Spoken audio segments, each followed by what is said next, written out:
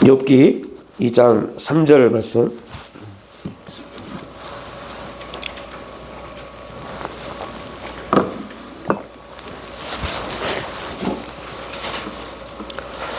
예, 욥기 2장 3절 말씀. 우리 함께 합독하겠습니다. 네가 나를 격동하여 까닭 없이 그를 치게 하였어도 그가 오히려 자기의 순전을 굳게 지켰느니라. 아멘. 예.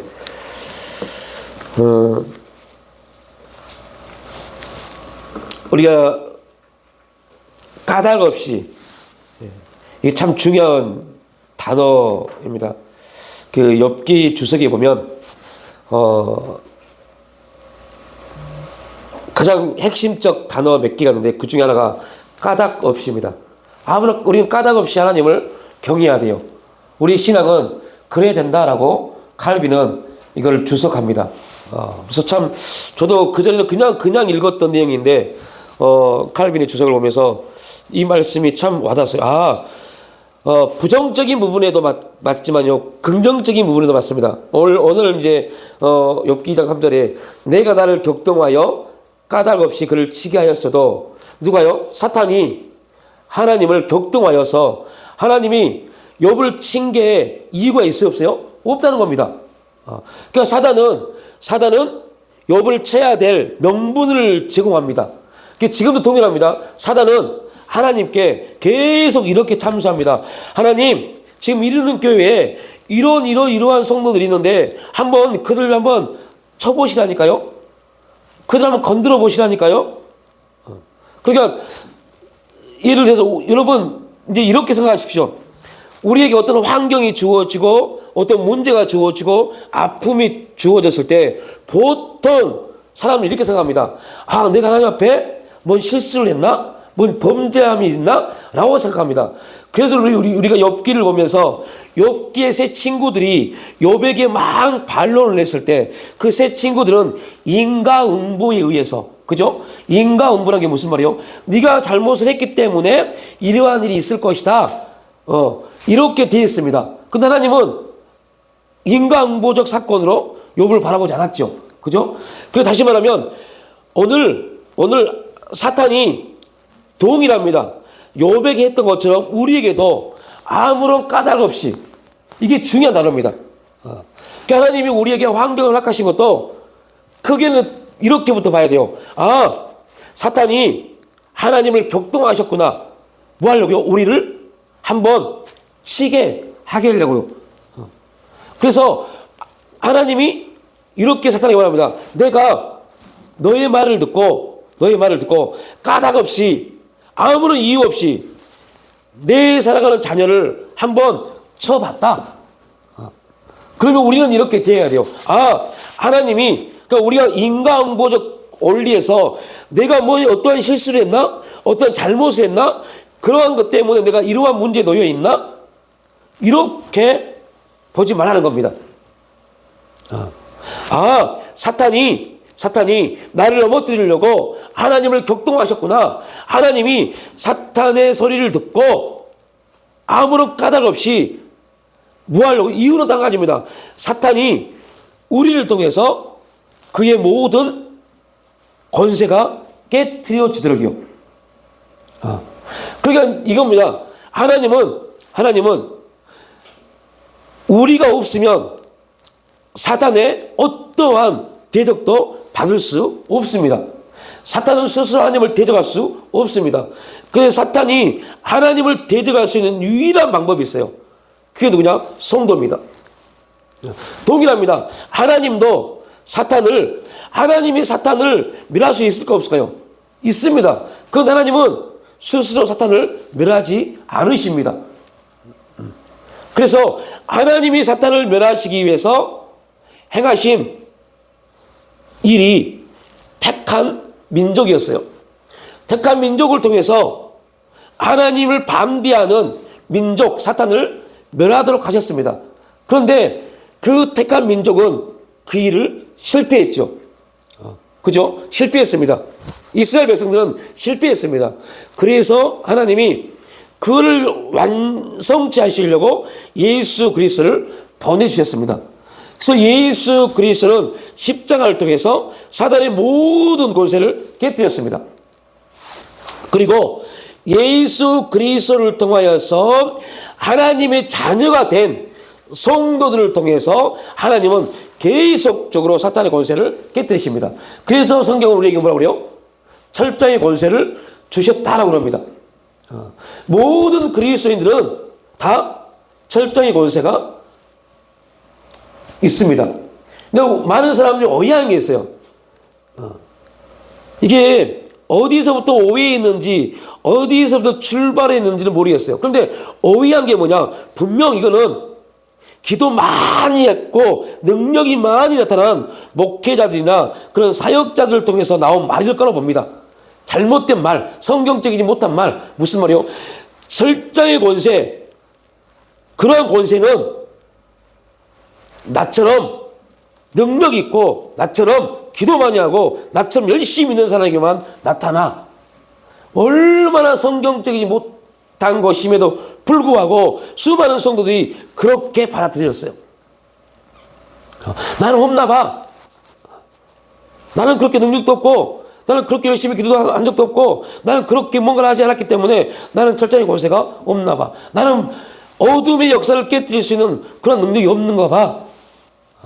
이거는 그렇게 말하는 사람도 완전히 잘못된 사람. 왜요? 성경을 전혀 안 읽어봤거나 성경을 읽었어도 이 말씀이 그에게 전혀 아멘이 되지 않았거나 둘 중에 하나. 또 하나, 너무 그 능력자들을 신뢰한 나머지 성경보다 그들의 능력을 신뢰했다는 거. 이게 잘못입니다. 성경은 기본적으로 예수 그리스도를 믿는 모든 사람들에게 그 사람이 능력이 있고 없고, 이거는 능력이 있고 없고는 누구의 기준이에요? 하나님 기준이 아닙니다. 사람의 기준이죠. 모든 사람에게 예수 그리스도를 통해서 주었다라고 말합니다. 여러분, 우리에게 재능을 줘도 그 재능을 개발해서 쓰는 사람이 있고 재능이 있는지 없는지 모르고 끝난 사람이 있습니다. 누구 잘못이에요? 자기 잘못이에요. 자기 잘못. 자기 잘못. 그러면 나에게 재능이 있는지 없는지 어떻게 알아요? 여러분에게 달란트 능력이 있는지 없는지 어떻게 합니까? 그래서 사람들은 이 답을 못 찾아서 이 답을 찾지 못해서 어떻게 해요? 사람들을 찾아갑니다. 그것도 한 방편일 수 있어요. 그러나 그 정답이 아닙니다. 너에게 능력이 있는지 없는지는 어떻게 할 수 있어요? 말씀을 통해서요. 말씀을 통해서요. 이 말씀이, 저와 여러분 이 말씀을 읽다가 나에게 하나님이 그 권세를 주셨네? 그 믿음이 있으면 그때부터 그 믿음을 통해서 내 안에 주어진, 내가 믿든 안 믿든 내 안에 주어진 예수 그리스도를 통해서 주어진 선물입니다. 그것은 그 믿음을 통해서 나오기 시작합니다. 이거를 깨닫지 못한 걸 성경은 뭐라고 하는데요? 무지함이요. 너무 무지해서 그래요. 그러니까 우리의 무지함이 하나님이 주신 선물을 가지고 있음에도 불구하고 선물이 없다고 착각하는 겁니다. 그리고 또 우리가 오해합니다. 어떤 오해요? 능력 있는 사람들에게 나타나는 하나의 그 사람에게 능력 있는 사람에게 주어진 그들에게 나타난 하나의 은사라고 착각하는 겁니다. 이건 오해입니다. 나에게 능력이 있고 없고 기준이 누구예요? 납니다. 내가 되면 돼야 절대 안 돼요. 능력이 뭔지도 모르는 내가 능력이 없다고 말하는 게 맞아요, 틀려요? 틀린 거라니까요.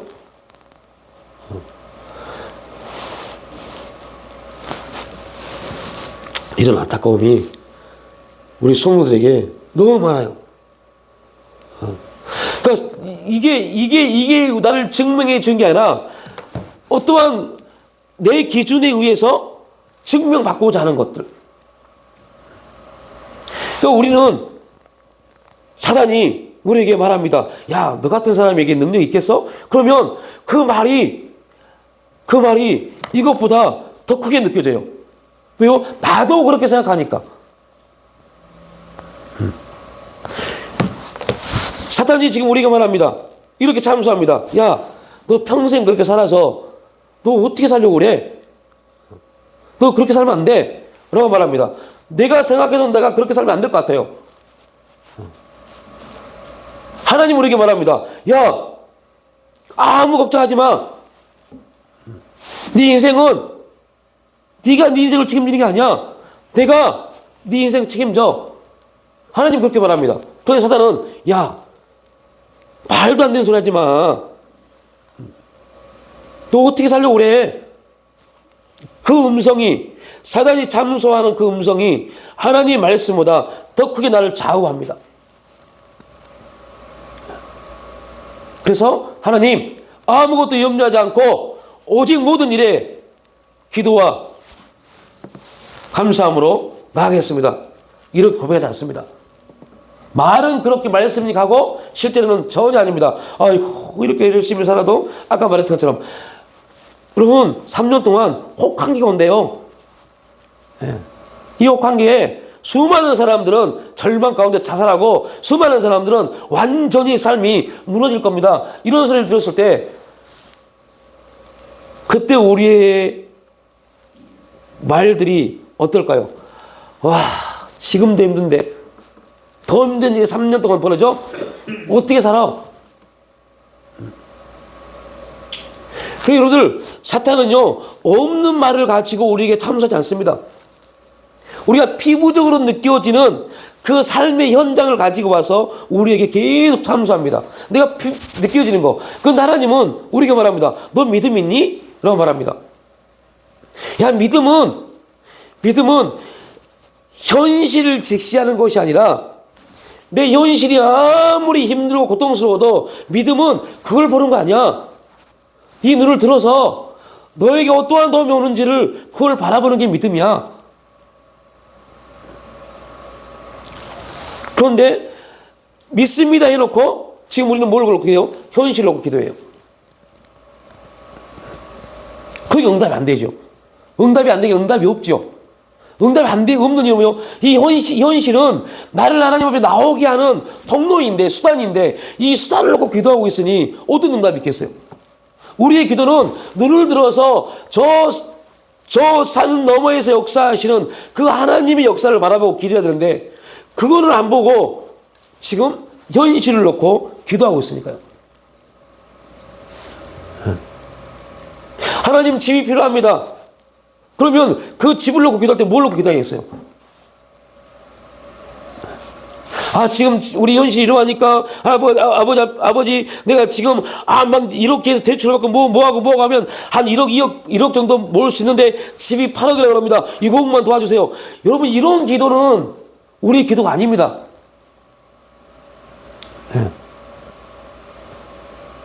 우리가 기도할 것은 아예 내가 먹을 수도 없는 것부터 시작하는 게 기도입니다. 하나님, 저에게 집이 필요합니다. 그럼 어떻게 기도해야 돼요? 내가 할 수 있는 범위가 없는 부분을 놓고 기도가 돼야 돼요. 그게 우리 믿음입니다. 믿음은 야, 네 현실을 보고 네 현실의 부족한 부분을 끌어오는 게 기도야, 이렇게 말하지 않습니다. 믿음은 야, 그거 너 지금 이렇지, 내가 너에게 그 현실을, 그 환경을 준 것은 그 환경을 보는 게 아니라 그 환경의 힘듦을 가지고 내 앞에 나와서 그 환경을 뛰어넘어서 역사하시는 나를 보게 하기 위해서 그 환경을 주는 거야. 우리가 언제 기도합니까? 하나님 알고 있어요. 우리가 언제 기도해요? 고통스러울 때요.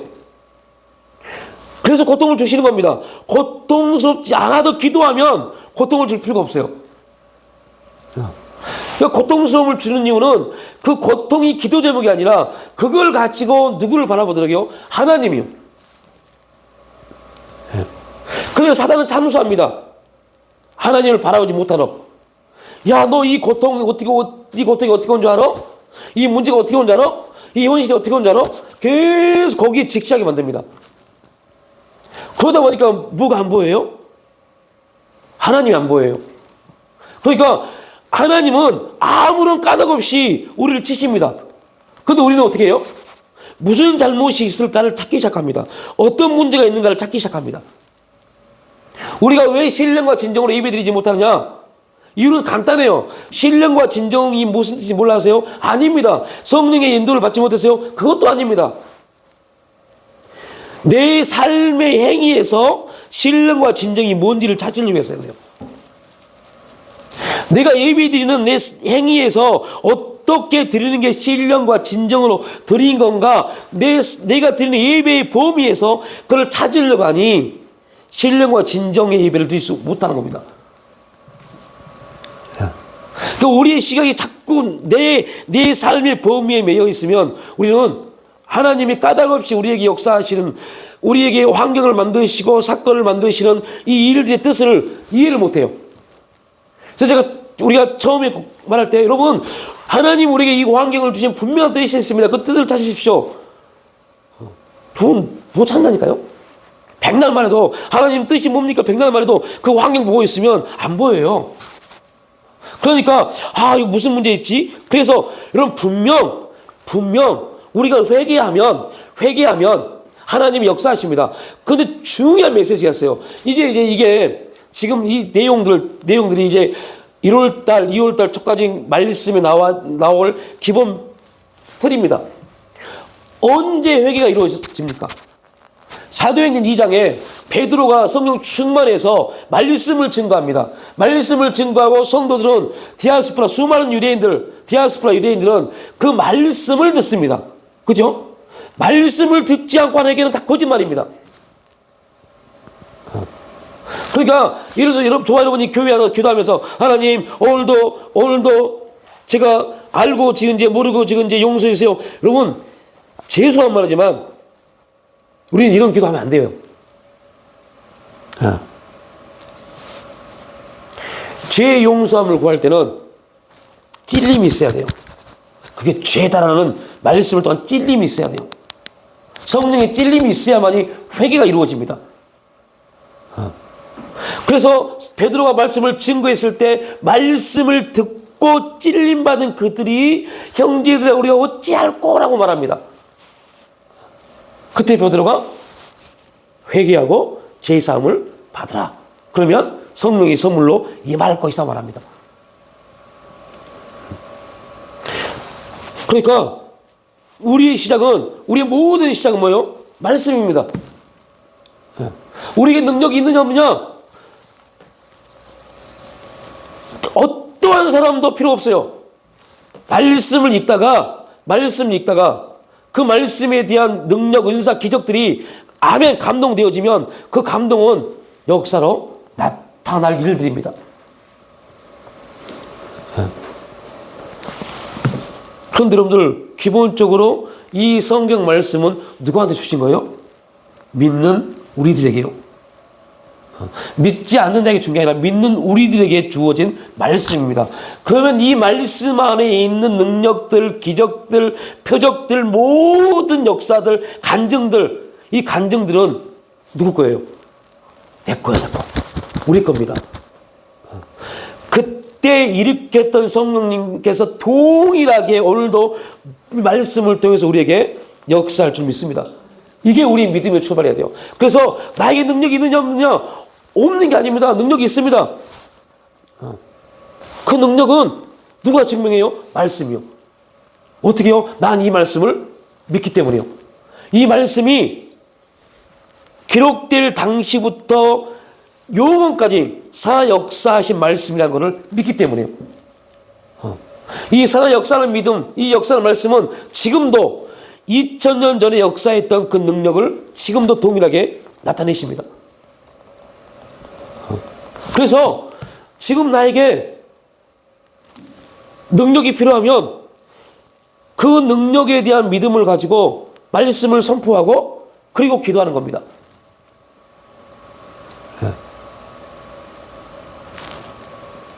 사단은 우리가 그렇게 했을 때 계속 참수합니다. 능력도 없는 게, 큰 능력도 없는 게, 그런 확신에 대한 믿음도 없는 게 계속 우리에게 합니다. 왜요? 사단은 어쩔 수 없이 행위적 논리 안에서 움직일 수밖에 없어요. 사단이 할 수 있는 유일한 것은 행위적 논리에서 움직일 수밖에 없어요. 근데 하나님은 우리 행위를 가지고 말한 적이 한 번도 없어요. 너 믿느냐? 고 말합니다. 너 믿니? 네. 그럼 너 믿음대로 될 거야 라고 말합니다. 그리고 믿음대로 될 거야 라는 그 믿음을 가지고 이제 그러면 네가 한번 살아봐. 그 살아보는 과정 속에서 우리는 넘어질 수 있고 실수할 수 있고 실패할 수 있고 심지어 절망할 수도 있어요. 그게 욥기 내용입니다. 하나님이 욥에게 말하잖아요.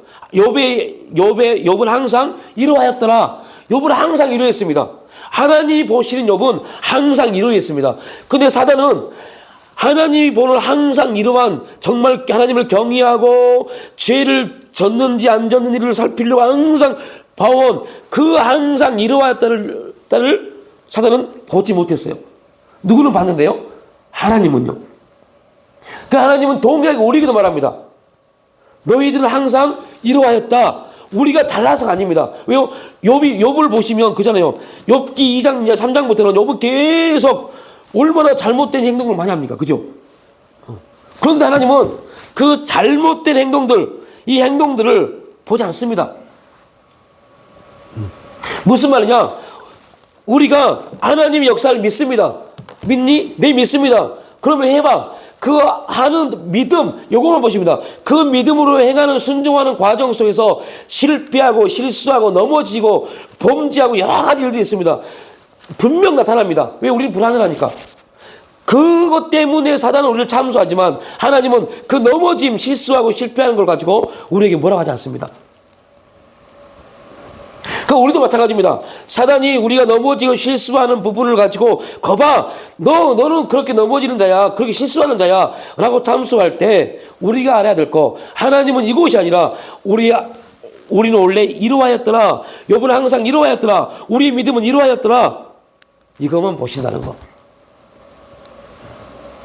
여기서 우리는 우리의 신앙이 딱 붙잡힌 바 되어져야 돼요.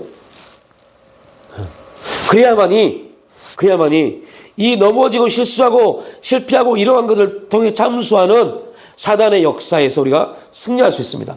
그리고 분명 하나님은 이 부분에 대해서 우리를 또한 다루십니다. 하나님이 다루십니다.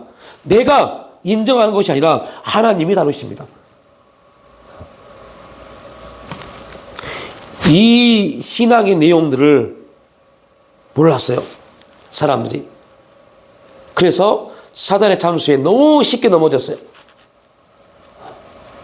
심지어 사람도 사람에게 말합니다. 거봐, 그 실수할 줄 알았어. 아이고, 저렇게 하면 안 되는데 하면서 실패한 거를 손가락질하고 저주했어요. 그게 얼마나 하나님을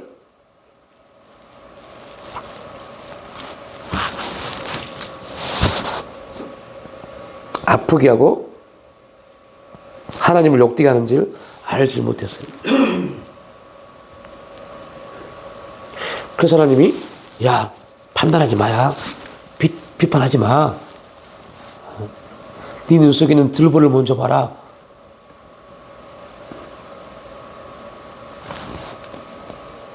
그게 누구의 짓이니까요? 사단의 짓이니까요.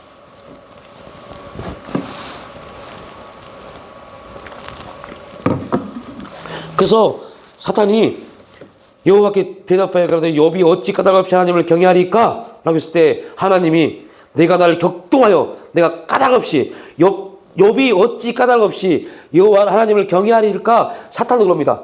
까닭이 있을 겁니다. 그런데 하나님은 그 까닭이 없었어요. 이게 중요한 메시지입니다. 항상 사탄은 이유를 댑니다. 우리가 변명을 하면 이게 잘못된 신앙입니다. 변명하면 안 돼요. 네.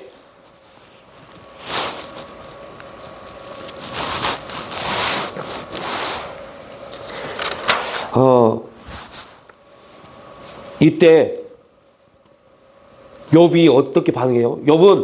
1장 22절에서 이렇게 나옵니다. 이 모든 일에 욥이 범죄하지 않냐고 하나님을 향하여 어리석게 원망하지 아니하니라. 이게 하나님의 반응이죠. 하나님이 보시는 욥의 반응입니다. 그러니까 여러분, 그런데 1장 22절에서 어리석게 원망하지 않았습니다. 그죠? 그런데 여러분들 3장부터 보십시오. 욥이 어떻게 해요? 원망하잖아요. 아, 그때 차라리 태어나지 않았으면 이런 일도 없을 때만 원망하잖아요. 그런데 하나님은 그 사건을 보지 않습니다. 이게 하나님이 보시는 기준과 인간이 보는 기준입니다. 인간은 자꾸 계속 말하면 인과응보. 야, 잘못을 했기 때문에 문제가 있는 거야. 네가 좋은 일을 많이 했으면 이런 문제 있겠어? 잘못을 했기 때문에 이런 일이 있지? 이렇게 나갑니다. 우리도 마찬가지입니다. 우리도 자꾸 내 환경을 보고 내가 무슨 문제가 있나? 내가 무슨 잘못을 했나? 자꾸 내 행위적인 문제를 가지고 하나님 앞에 나의 어떤 부분을 나타내려고 그래요. 그걸 해결받으려고 그래요. 근데 하나님은 그러한 관점으로 우리에게 다가오지 않는다는 것. 그 이유에 대해서는 이제 3번에서부터 우리가 함께 살펴보겠지만요. 네. 그러니까 우리의 입은 참 중요합니다. 너무너무 중요합니다. 우리가 어떠한 말을 하고 어떻게 고백하느냐가 굉장히 중요해요. 예수님도 마태복음 12장에서 독사의 자식들아 너희는 악하니 어떻게 선한 말을 할 수 있느냐 이는 마음에 가득한 것을 입으로 말함이라. 선한 사람은 그 쌓은 선한 것을 내고 악한 사람은 그 쌓은 악에서 악한 것을 낸다. 그러니까 여러분들 악한 말을 하고 저주를 하고 판단하는 사람들은 이미 그 마음에 뭐가 있는 거예요? 그게 쌓여 있는 겁니다. 그러니까 내가 그 환경을 보고 이런 소리를 한 게 아니라 이미 네 안에 그게 쌓여 있기 때문에 그 환경을 보고 그게 나온 겁니다. 겉으로는 신앙의 옷을 입고 있고 겉으로는 선한 것처럼 보이는데 그 안에는 악독함이 들어있는 겁니다. 그러니까 그 악독함이 그 환경을 통해서 나오는 겁니다. 하나님은 우리의 영성을 넓혔죠. 이 환경을 주신 이유가 뭐예요? 그 악함을 처리하시려고요. 그러니까 우리가 그래서 한 텀 쉬고 말하는 이유가 뭐예요? 이 환경이 딱 왔을 때 내 안에 악한 말이 나오려고 하기 때문에 한 번 쉬고 그때 나오려고 하는 그 마음을 회개하는 겁니다. 하나님, 그렇네요. 이 환경을 통해서 내 안에 선함이 나오는 것이라 이 악함이 나왔네요. 오늘 말씀처럼 그 안에 악한 사람은 그 쌓은 악에서 악한 것을 낸다고 했는데 하나님 이 악함을 용서해 주세요. 내가 그 환경을 보고 그 환경 때문에 내 생각이 기분 나빠서 악한 게 나온 게 아니라 내 안에 악한 게 쌓여 있는 것이 그 환경을 통해서 나왔네요. 그 전에 그 환경이 없을 때는 그런 악한 게 없는 줄 알았는데. 그래서 우리가 그 말을 많이 하잖아요. 구정물, 통. 깨끗한 물이었는데 한번 확 흩으면 그게 우리 마음이라고. 그래 여러분들, 그래서 사람 앞에 남편이나 아내에게 자녀에게 함부로 말을 하지 말라란 말은 그 말은 무슨 말이냐? 그 함부로 말하는 게 이미 내 안에 쌓였기 때문이에요. 그럼 빨리 그걸 회개해야 돼요. 그래서 무릇 지킬 만하거든 너희 마음을 지켜라 합니다. 우리 마음을 잘 지키면 그 마음이 생명의 근원이기 때문에 우리 마음에서 생명의 역사가 나오는데 그렇지 못하면 우리 마음에서 생명이 아닌 악한 게 나오기 때문에. 그래 결국 그 악함은요 나만 죽는 게 아닙니다. 그 악한 말을 듣는 사람도 함께 죽게 되는 문제에 놓이게 되지요. 그래서 우리가 우리 마음을 잘 지키면, 말씀을 통해서 우리 마음을 잘 지키면 다윗의 고백처럼 시편 19편 14절 말씀에 나의 반석이시오 나의 구속자이신 나 여호와 내 입의 말과 마음의 묵상이 주님 앞에 연락되기를 원합니다. 그래서 우리 마음의 묵상이 주님께 연락되어지는, 이게 하나님이 보시는 욥이었습니다. 하나님이 보시는 욥. 이제 우리도 동일합니다. 자, 하나님이 우리를 어떻게 보신다고요? 하나님이 우리를 그렇게 보십니다. 하나님이 보시는 우리는 네 안에 예수 그리스도 네 아들의 피가 있어. 그리고 말합니다. 나는 그 피를 의롭다 인친다. 의롭다고 말합니다. 사단은 말합니다. 네 행위를 봐봐. 네가 의로운 존재인지. 이 부분에 여러분들은 어떠한 음성에 반응하실지. 이게 이제 저와 여러분들이 가져야 될 숙제입니다. 숙제 잘 풀어서 하나님의 음성에 반응할 수 있는 저와 여러분 될 수 있기를 주님의 이름으로 축복합니다.